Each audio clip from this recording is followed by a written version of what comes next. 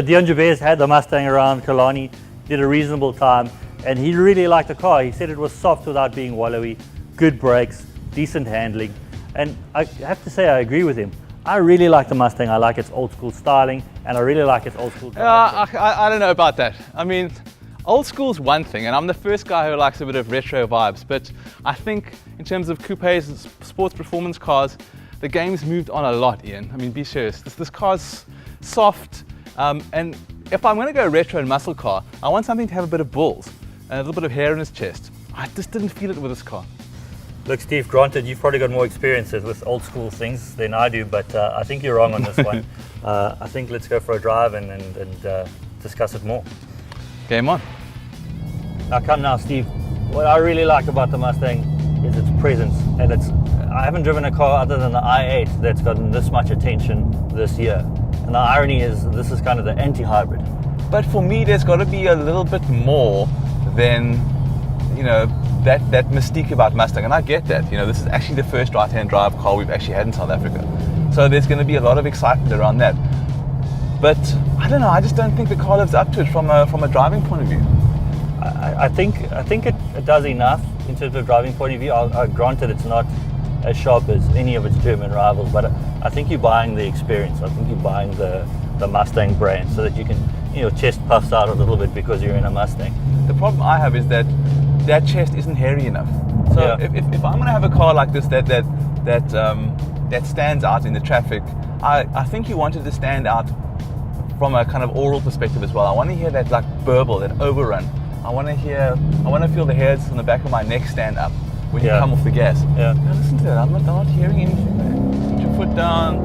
Yeah, they could have done more. I think they could have done more with the exhaust. It's a little bit tame, even tamer in dynamics. You know, with the traction control off, you really expect to be a little bit scared, but not really. That's better. I like it. I think it's worth the money. Okay, let me have a go.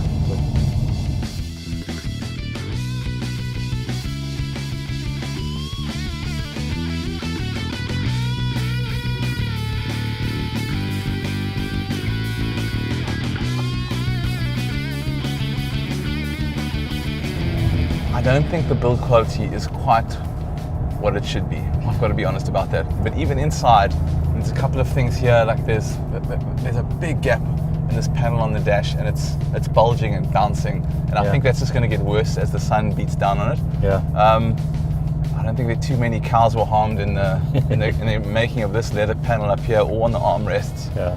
Hard plastics here.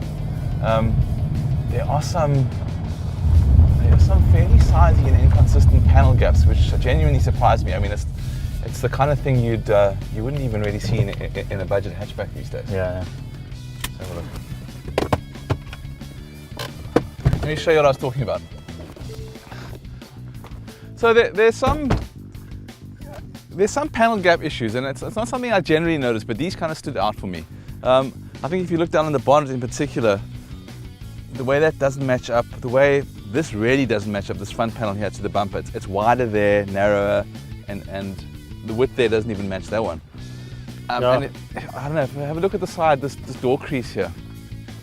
I mean, that's a bit of a shocker, to be honest. Yeah. Look, that one's a bit alarming. In fairness to the bonnet's creases, my long-term Ford Fusion isn't much better. Yeah. And on the Mustang, I'm going to go ahead and call that error. Are you? Yeah. Look, I don't know, Ian. I don't see that kind of stuff on a cheap hatchback, you know. So that is a little worrying. Yeah. But if this isn't your baby, there is one other option we have, and as if by magic, we have it here as well. You can get the convertible body shape, and you can also get the 2.3 EcoBoost engine, and that car has both. What did you think of that one? Look, I think the 2.3 does an admirable job. I just worry that if you get that one at the traffic lights, when the guys inevitably are asking you to rev it, you've got to make some apologies. And you know, the convertible, anytime you do a convertible on a car that size, it doesn't matter if it's the Germans or it's the Americans, there's going to be some scuttle shake and some movement, so you inevitably compromise in handling. Yeah, look, I think if you absolutely must have a Mustang, this is definitely the one to get, and I'll grant you that. And if you might as well get it in this yellow, because you want it to stand out. I'm sticking to my guns. I'm a little bit disappointed in the car. I think I wanted something a little sharper. I'll go for the Germans. You? I think if I wanted to stand out in the crowd and make a statement, I'd go with the Mustang. There you have it.